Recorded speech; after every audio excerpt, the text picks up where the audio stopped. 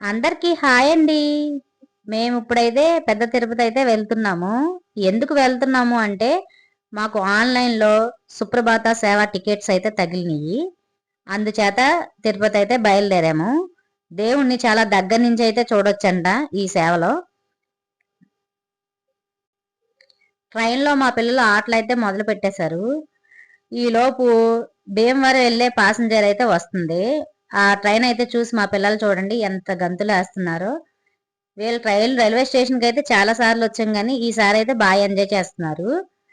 ఈలోపు మా అత్తయ్య గారు అయితే రానే వచ్చారు. ఎందుకు వచ్చారు అంటే మా పెద్ద అత్తయ్య గారు నేనైతే పిల్లలకు ట్రైన్లో ఉయ్యాలు కట్టడానికి చీర అయితే మర్చిపోయి వచ్చాను. ఆ చీరను అయితే పట్టుకొని వచ్చారు.